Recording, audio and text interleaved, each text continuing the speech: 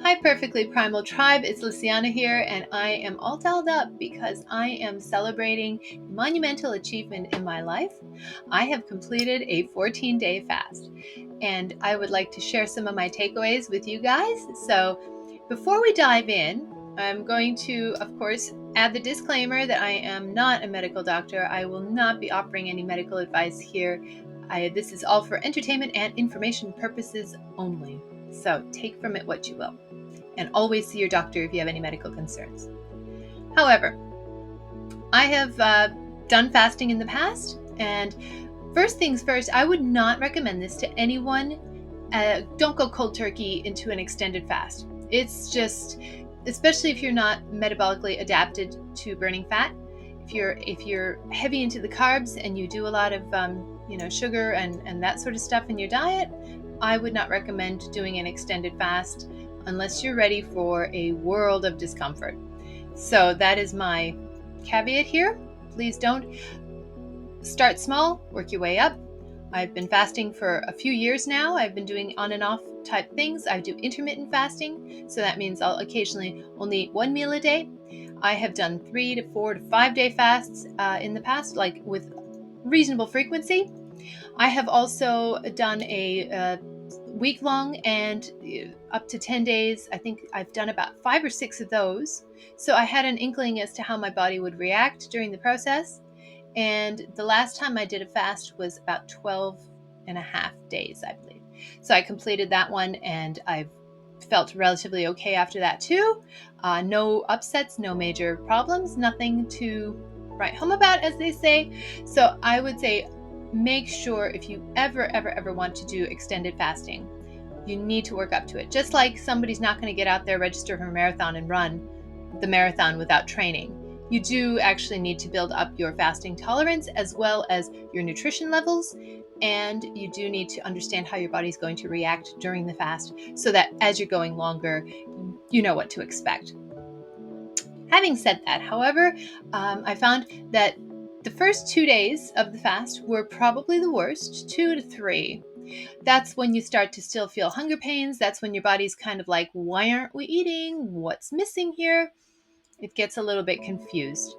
But I find too that as long as I'm drinking something satisfying, usually it's like a tea or a coffee. I try not to drink coffee after about lunchtime though, so you just incorporate, usually it'll end up being herbal teas that I drink in the evening. But I find as long as I can drink and engage in activities that keep my mind off of the fasting, things that don't take me square into the middle of eating, although we'll come back to that one because I was definitely indulging my inner demons this time around. But what I found the 2 days that initially were the worst part was that settling in phase when your body still, expects food. And basically once that ended, I sort of ended up cruising straight and pretty straight and true. It was actually quite comfortable for the most part. I didn't have any major hunger pangs. I think 3 times during the whole 14 and a half days that I kind of went, whoa, man, that hurts. But it wasn't enough to put me off, and it wasn't at all anything concerning. Cold, of course, is my biggest complaint often, and I do end up feeling cold quite a lot. I was sleeping with 3 blankets when my husband was kicking his side of the blanket off. So that is me. I think metabolism just kind of does sort of interesting things, and it's like, nah, you're not going to be warm. Not at all. You're just going to have to go through this feeling the way you do. But that was fine. It's an excuse to run the spa tub and get in there and enjoy. So I did do that a few times as well. I did all of the cooking, or most of the cooking, for my family during the whole time that I was fasting. So I was definitely surrounded by food. There were some times when I was a little bit annoyed by it, I guess, because, come on, you got bacon, and if you can't eat the bacon, what's the point, right? But I was cooking sausages for the kids. Oh my gosh, I don't like doing that on the best of days. So having to actually cook sausages while I'm not eating anything is really annoying. I think the hardest thing I cooked was the steak. for Rick. And that was like, that definitely, I wanted to dive in on that one. But aside from that, just the usual, we have a lot of fried eggs, we have some hard-boiled eggs, we do that sort of a thing. So I was surrounded by food pretty much the whole time. Not as obsessive over recipes either. I was surprised. I mean, there were a few bits. I did actually um, start to think, oh, maybe if once I'm eating again, I'll do this and this and this.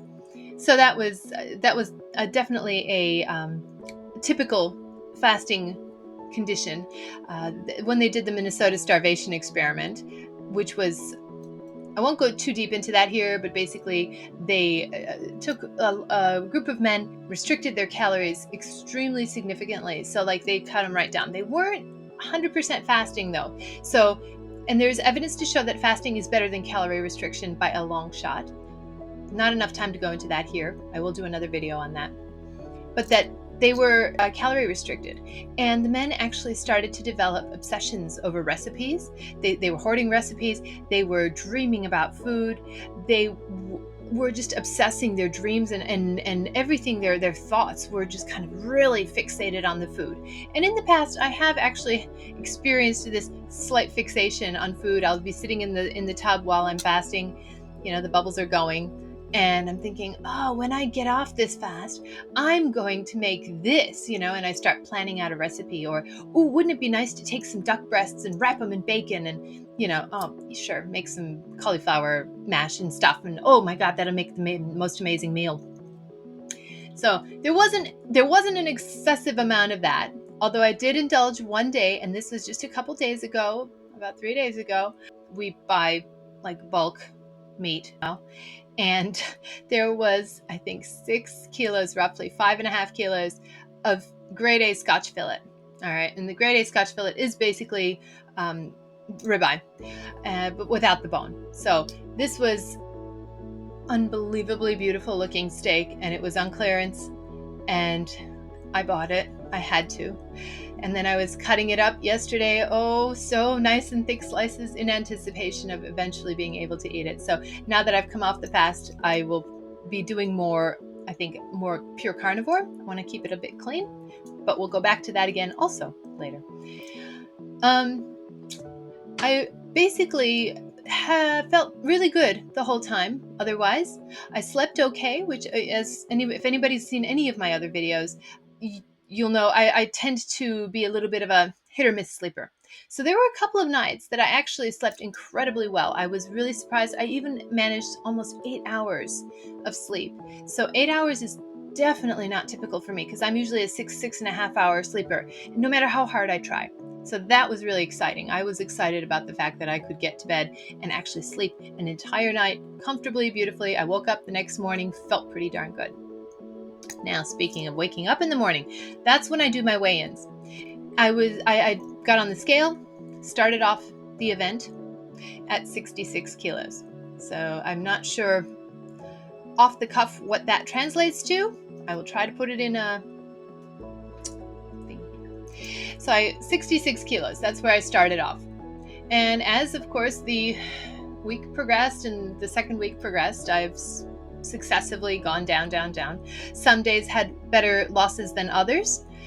Yes, I was doing this partially for the vanity aspect because I did want to lose weight. I was so tired. My set point seems to be 66. It didn't want to move. So I made it move. It had no choice.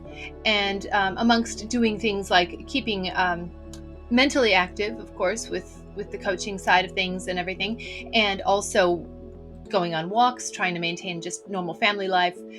Even we had a few big trips in amongst the whole experience.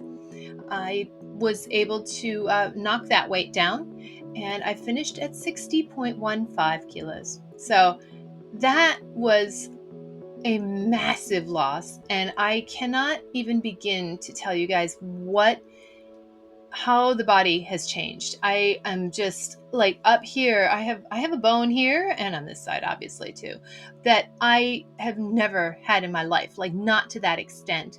I've slimmed down, so we'll just step back here for a minute. Indulge me, please. Here we go.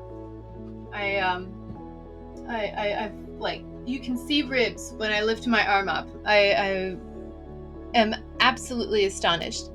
Clothing that I originally wore that, even a couple 2 years ago, things that I bought that were too small at the time, and I thought, oh, I'll keep them, but I'm really demoralized. They are loose. All right. So I have never in my adult life been at this weight, and I am thrilled. I know that as such, I will gain a few kilos back. That's usually due to the microbiome. That's due to a bit of water retention, other things, even muscle building. I mean, I will actually, like, the body composition will start changing again once I start eating food. But that's where the idea of eating a bit cleaner and seeing if I can maintain this new point of weight, that's where that'll come in. So that's going to be a long-term ongoing project, and we'll see how we go. I don't plan on doing any more extended fasts, like stupid extended fasts, for quite some time, for probably at least 6 to 8 months. I'm good. My body's happy. I had incredible ketones the whole time, or most of the time. After the first few days, I started testing, and it swiftly went up into the 2s, 3s, 4s, and it peaked out at about 6.5, which, if anyone knows how ketones are, I mean, that is mind blowing to me. I'd never seen a 6.5. That was probably after the first 8 days, maybe 6 to 8 days. I think 6 days is where it took me on day 6. And then after that, it sort of dropped down a bit, and we leveled out into the 4 and 5 range. The mid, high 4s, mid 5s. I never saw 6 again. So, but it was astonishing to see it that one time. I have had good takeaways from this whole experience. I've really enjoyed it to some extent. I suppose, looking back on it now, maybe the dopamine reset, all of the immune reset, all of the autophagy and growth hormones and all those wonderful things. I don't know, but today I do feel incredibly good. So it was around 8 o'clock. I broke the fast.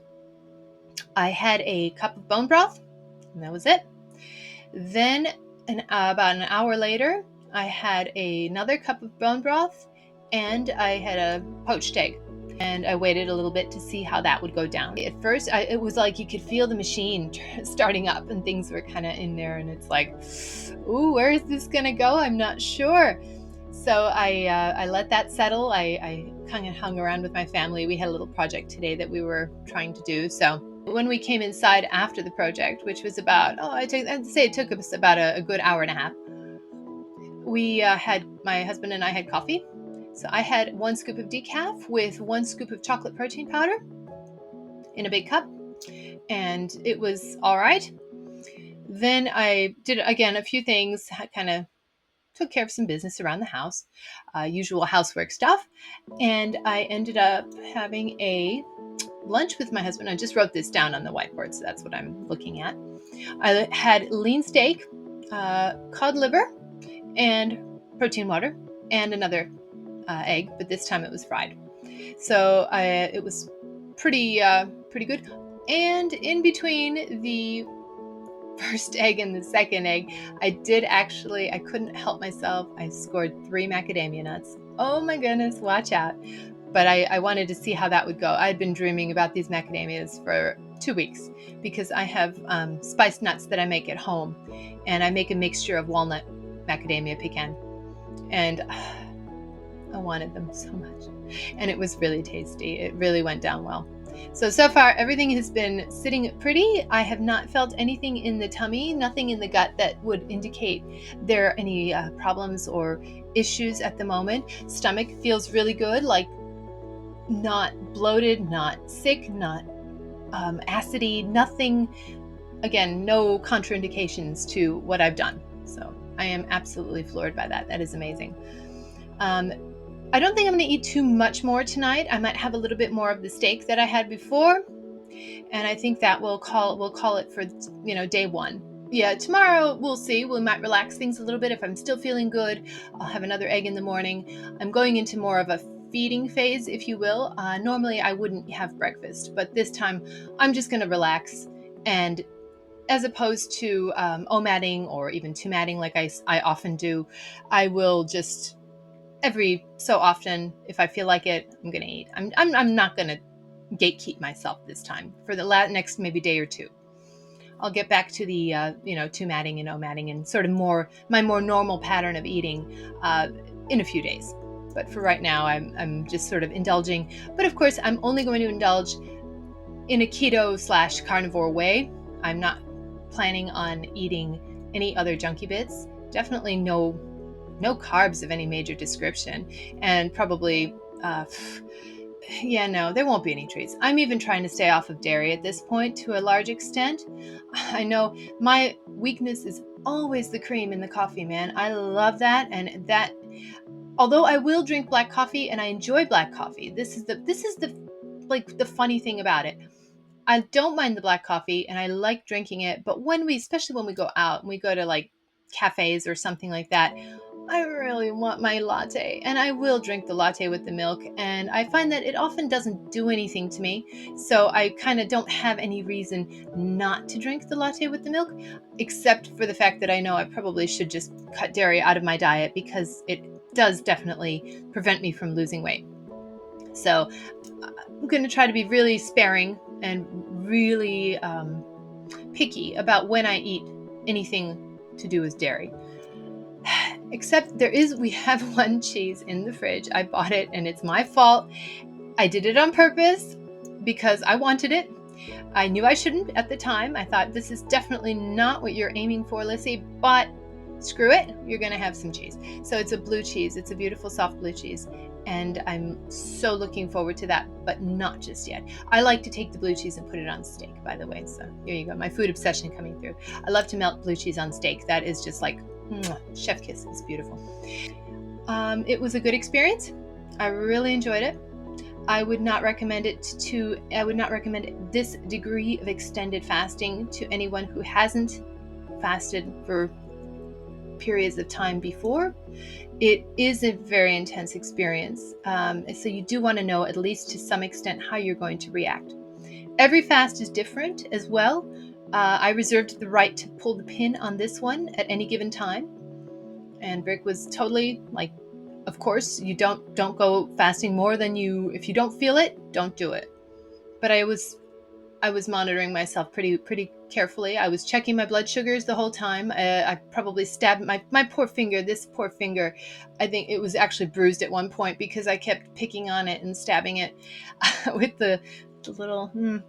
And but no, I kept a very close watch on both the glucose levels, on the ketones. Took my blood pressure several times because it didn't feel like that was a terrible concern, and it of course was pretty good. At one point I was, I think, 94/70. Another time I came in at about 102/, I think it was 69. So they were pretty consistent numbers and pretty average for where I am. I did walks and things with the dog, with the kids, with the husband, and felt good the whole time as well. So, and very proud of my weight loss. That to me has been the single biggest accomplishment in this marathon of non-eating. So will I do it again? Of course, as I said before, yes, eventually, maybe, probably. I don't mind. It does give you a ketone high that makes you feel really incredible. There is this spiritual element, I think, and that's why I didn't actually document the whole fast, because to me it was my own personal, a bit of a spiritual quest to do this. And I do enjoy the feeling you get from that. Although at the end, I think I started to feel a bit tired of being a little trippy on the ketones all the time. I felt like I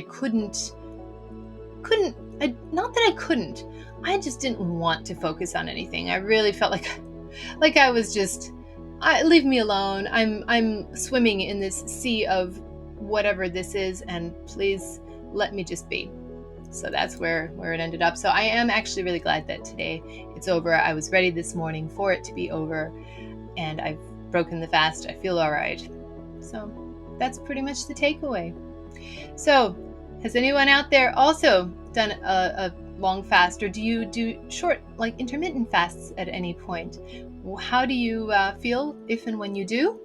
And what have you done to break a very long or an extended fast? Because there is so much information out there as to what to do and how to do it and what to eat. And it's just so confusing. I was actually Googling this stuff last night, just all over the place. And that's, I think, maybe for another video as well. But I will leave you here, everyone. Take care. Be the dragons you are. You're never too old to be the person you want to be. And I will catch you all in the next video.